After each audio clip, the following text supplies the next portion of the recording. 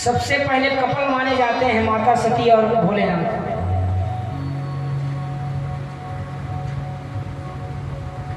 सबका विवाह तो पिता की आज्ञा से हुआ था, लेकिन माता सती का विवाह पिता की आज्ञा से नहीं हुआ था। यह कथा कहीं कहीं पर प्राप्त होता है, सब में नहीं है। पार्वती की कथा तो सब सुनते हैं, माता सती का विवाह कैसे हुआ था कोई नहीं बताता। माता सती भगवान भोलेनाथ की कथा सुनी थी तो भोलेनाथ को ही वर्ण कर चुकी थी, तो अपने पिताजी से कही थी कि मैं करूंगी तो भोलेनाथ से ही करूंगी।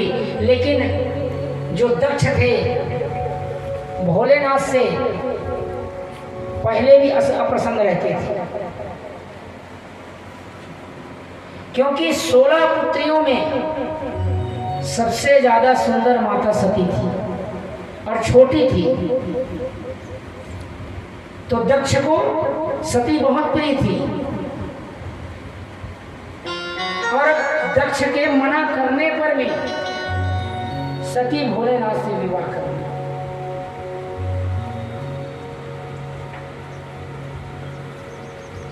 लेकिन यहाँ कथा में कहा जाता है कि इसलिए द्वेष है कि ब्रह्मा जी के सभा में एक बार दक्ष को प्रजापति घोषित किया गया, और जब दक्ष सभा में आए तो भोलेनाथ उठ करके प्रणाम नहीं किए, इसलिए द्वेष बना था।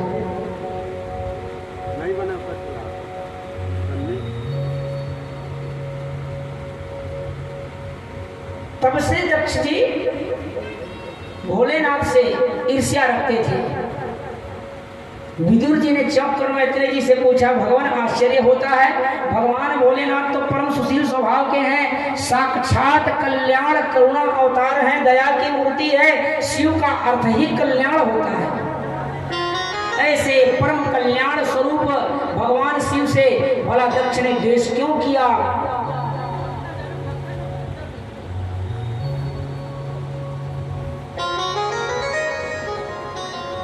तो मैत्रेय जी इसकी कथा सुनाते हैं।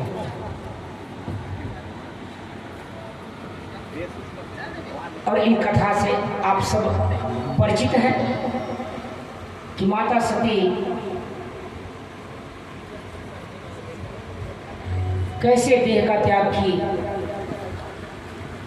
फिर भी संक्षिप्त रूप लेते हुए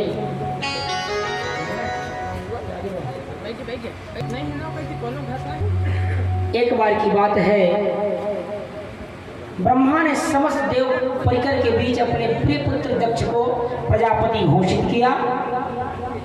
प्रजापति का पद पाते ही दक्ष को बहुत अहंकार हो गया,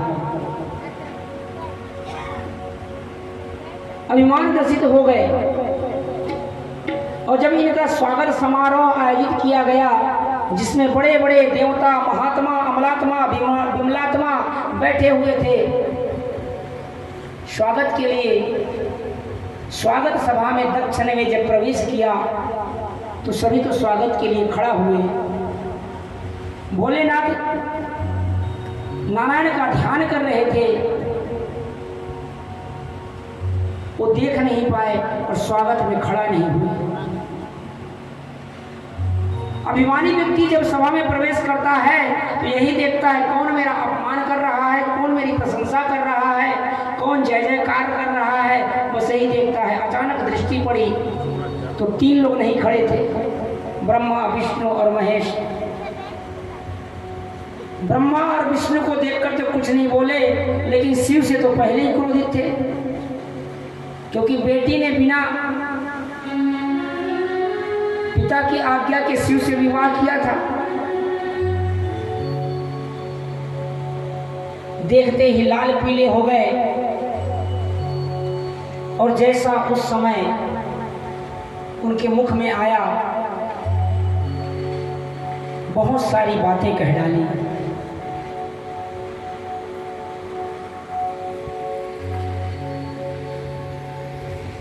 भोलेनाथ तो बड़े भोले हैं, ससुर है, पिता है, कुछ नहीं बोले।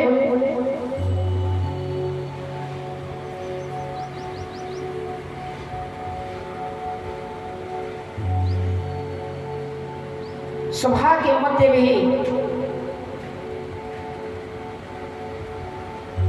अपमानित शब्दों को सुन करके भोलेनाथ चुपचाप चले आए कैलाश पर्वत पर, और माता सती से भी कुछ नहीं कहा, कभी नहीं कहा कि आपके पिता ने ऐसा कहा।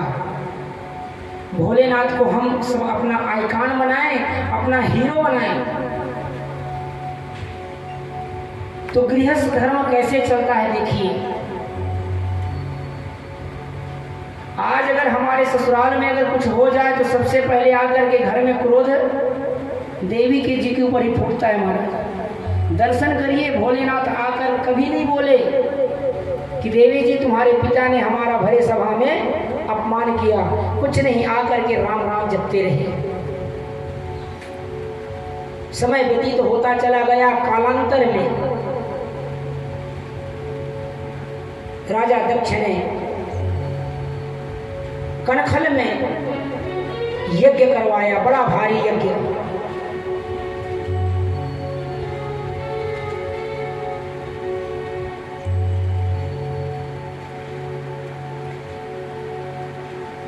सबको निमंत्रण भेजा। अपनी 16 बेटियों में 15 बेटियों को, दामाद को निमंत्रण दिए, लेकिन छोटी बेटी को निमंत्रण दिए ही नहीं। और जब घर में विवाद होता है,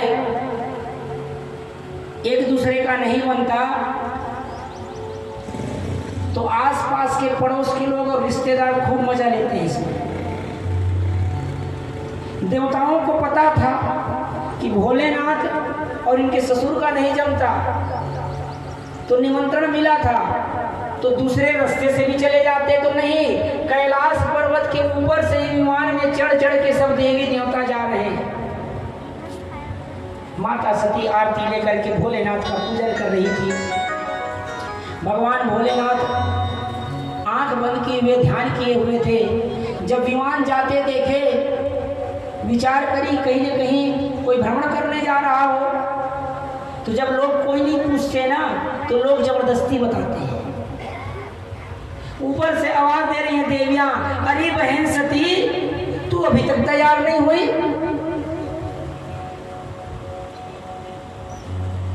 देवी सती पूछती है, कहाँ जाना है?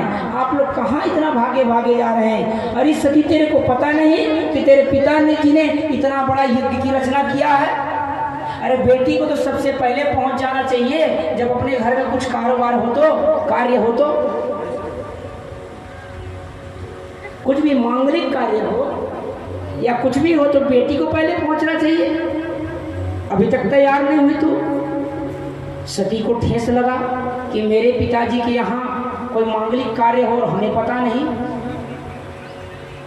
अब सोचने लगी कि भोलेनाथ तो ध्यान में है, अगर इनको कहूंगी तो ये भी पूछेंगे कि कुछ खबर आया, और नहीं आया बोलूंगी तो पता नहीं मुझे जाने देंगे कि नहीं देंगे। एक तरफ तो मन में संशय है, स्वामी का भय है, और दूसरी तरफ मायके का प्रेम खींच रहा था। बेटी को मायके के लिए बहुत प्रेम रहता है। सोचती है कब पहुंचूं, कब चली जाऊं, एक नजर माँ को देख लूं, बहनों से मिल लूं।